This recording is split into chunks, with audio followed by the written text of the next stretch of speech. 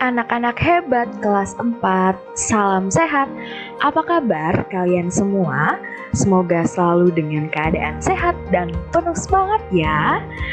Karena hari ini kalian bersama Ibu Lia akan belajar mengenai SDA, sumber daya alam. Yuk kita belajar bersama dan simak baik-baik ya materi hari ini. Hari ini kompetensi dasarnya yaitu KD 3.1 mengidentifikasi karakteristik ruang dan pemanfaatan sumber daya alam untuk kesejahteraan masyarakat dari tingkat kota atau kabupaten sampai tingkat provinsi. Tujuan pembelajaran kita, pertama, peserta didik mampu mengidentifikasi sumber daya alam yang ada di wilayah provinsi.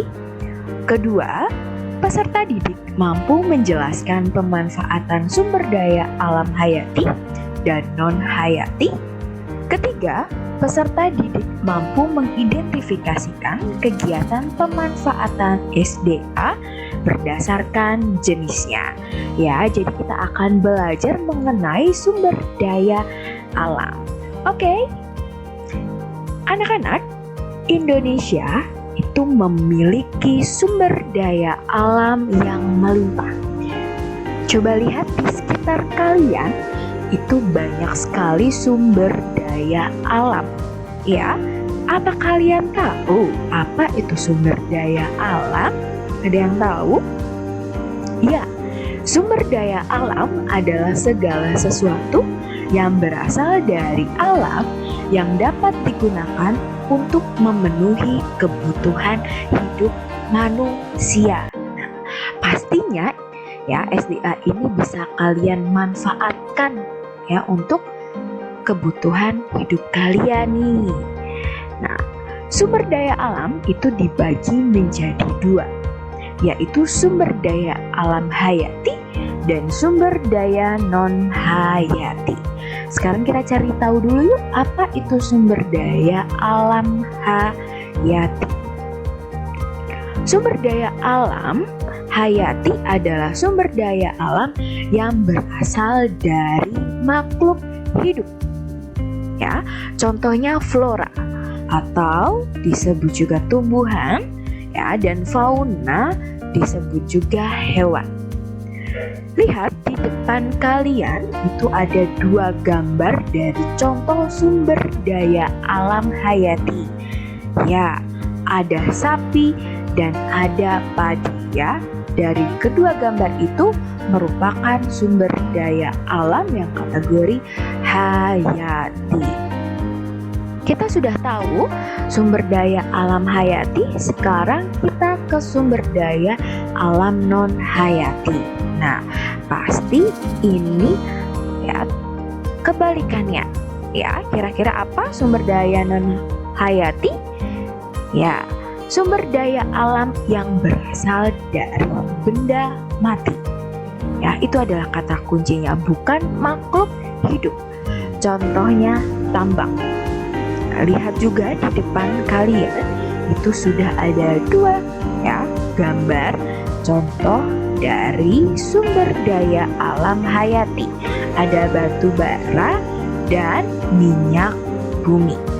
Oke, ternyata bukan hanya ini saja ya, bukan hanya keempat gambar itu saja, tetapi masih banyak lagi sumber daya alam di sekitar kita, maupun yang hayati maupun yang non-hayati.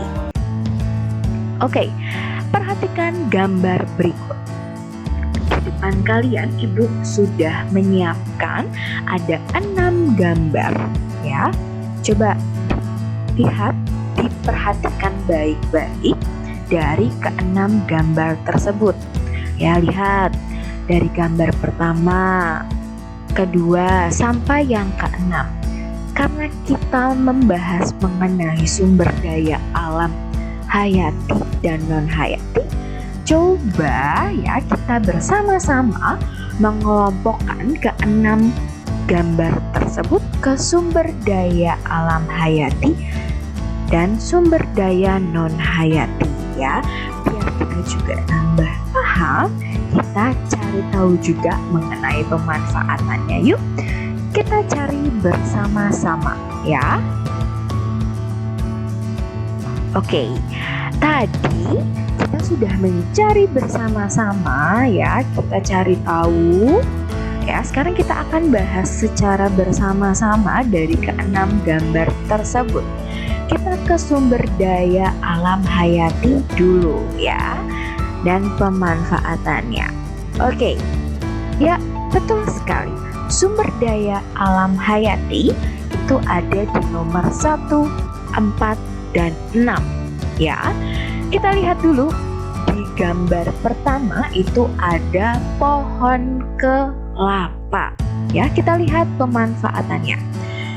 Di gambar nomor 1 itu ada buah kelapa.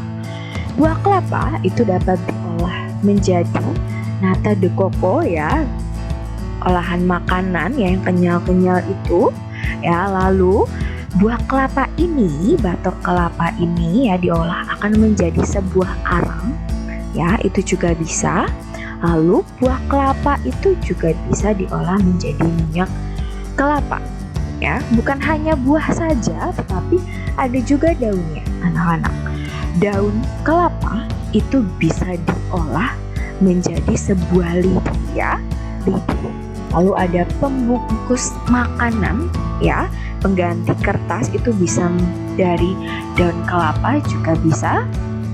Lalu kita bisa juga buat menjadi kerajinan dari daun kelapa tersebut. Oke, kita next lagi ya. Untuk gambar selanjutnya itu adalah, ya betul, gambar nomor 4 yaitu kuda ya. Bisa dimanfaatkan apa saja ya dari hewan kuda tersebut.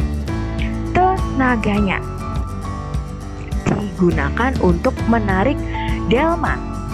Nah, bukan hanya tenaganya saja, tetapi kulit diolah menjadi kerajinan-kerajinan itu ya akan sangat mahal sekali ya dari kulit kuda tersebut ketika sudah dijadikan kerajinan.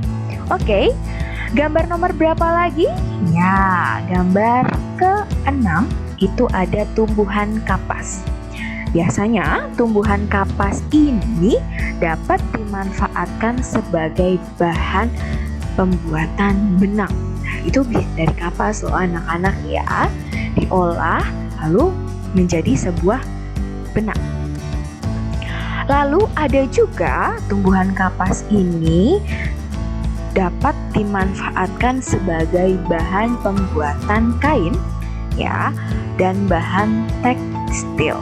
Itu adalah dari tumbuhan kapas. Ketika diolah, diproses akan menjadi seperti itu. Wah, banyak sekali ya. Ternyata bukan hanya tadi yang kalian lihat sapi dan padi, ternyata kita juga tahu ada pohon kelapa, kuda, tumbuhan kapas. Tapi bukan hanya ini anak-anak, masih banyak lagi. Kita bisa mencarinya secara mandiri sambil mengetahui kira-kira manfaatnya apa saja sih. Oke, karena tadi kita sudah membahas tentang pengelompokan dari sumber daya alam hayati, sekarang kita ke non hayati. Ya, gambar berapa saja sih? Ada gambar nomor 2, 3, dan 5. Untuk gambar nomor 2 itu adalah batu marmer. Ya, biasanya dapat dimanfaatkan sebagai bahan pembuatan kerajinan, bisa guci, lampu, patung ya. Lalu bahan bangunan juga itu bisa. Oke, kita ke gambar yang ketiga. Apa sih Bu itu? Ya, itu adalah aluminium. Bisa dimanfaat juga untuk bahan bangunan, bahan peralatan dapur atau rumah ya. Bahan kemasan makanan pun itu juga bisa ya anak-anak ya. Oke, lanjut, non hayati ada di gambar nomor 5 yaitu emas. Ya, biasanya kalau ibu-ibu ya atau mama kalian suka memakai emas, itu bisa dimanfaatkan ya sebagai bahan baku perhiasan untuk mempercantik diri ya yang ada di anggota tubuh. Oke, next ya, sekarang kita akan belajar mengenai kegiatan pemanfaatan SDA. Kalau tadi kita sudah tahu ya macam-macamnya, tadi contoh-contohnya seperti apa, sekarang kita kegiatannya. Kegiatan pemanfaatan SDA yang pertama itu adalah usaha agraris.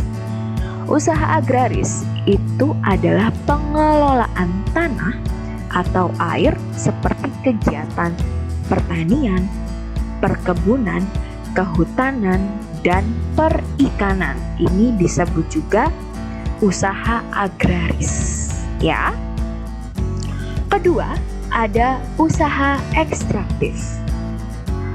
Usaha ekstraktif ini ya mengelola penggalian, mengumpulkan kekayaan alam yang sudah tersedia seperti kegiatan pertambangan atau pembuatan garam. Ya, ini ada usaha ekstraktifnya nih ya dengan pemanfaatan SDA itu. Oke. Lanjut, yang ketiga itu ada usaha industri. Di mana usaha industri ini mengelola bahan mentah menjadi barang siap dikonsumsi. Ya, bahan mentah ini biasanya yang berasal dari alam. Ya, oke. Lanjut, ada usaha jasa. Ya, itu bisa jasa angkutan, ya, pergudangan, dan keuangan ya. Jadi kegiatan pemanfaatan SDA ini dibagi menjadi 4 anak-anak ya. Dipahami baik-baik, ternyata ada kegiatannya juga dengan menuai usaha agraris, ekstraktif, industri, dan jasa ya. Ingat baik-baik ya tentang kegiatan pemanfaatan SDA. Oke. Next kita ke selanjutnya. Nah, ini anak-anak. Di sini ada 4 gambar. Perhatikan gambar berikut. Tentukan kegiatan pemanfaatan SDA berdasarkan jenis usahanya. Nah, tadi sebelum kita sudah tahu nih ya tentang kegiatan pemanfaatan SDA itu ada 4 ya, ada usaha agraris, ekstraktif, industri, dan jasa. Kalau kita lihat dari keempat gambar ini, coba silahkan kalian tentukan terlebih dahulu kira-kira dari keempat ini dia termasuk jenis usaha yang mana ya? Yuk kita cari bersama-sama. Oke, kalian sudah menemukannya? Ya, ini dia. Dari keempat gambar tersebut, betul sekali. Untuk gambar nomor 1 itu ada jenis usahanya. Lalu yang gambar kedua itu adalah usaha agraris ya, tentang pemanfaatan SDA pertanian ya, daerah pertanian. Lalu untuk gambar ketiga itu ada usaha ekstraktif ya, tentang buatan garam. Oke, yang keempat, lihat di situ ada ibu-ibu ya, para ibu sedang melakukan sesuatu hal, itu adanya kegiatan industri anak-anak. Nah, ini dari kegiatan pemanfaatan SDA berdasarkan jenis usahanya. Nah, anak-anak, karena hari ini tadi kalian masih ingat belajar apa saja? Ya, tentang SDA. Ya, lalu kalian sudah tadi mengelompokkan SDA hayati dan non-hayati beserta pemanfaatannya. Lalu kalian juga sudah belajar mengenai kegiatan pemanfaatan SDA ya berdasarkan jenis usahanya ya. Oke, ketika kalian sudah belajar, kalian perlu juga mengulang agar kalian lebih paham lagi mengenai sumber daya alam tersebut. Terima kasih anak-anak hebat sudah belajar dengan baik hari ini. Tetap semangat dan sehat selalu ya.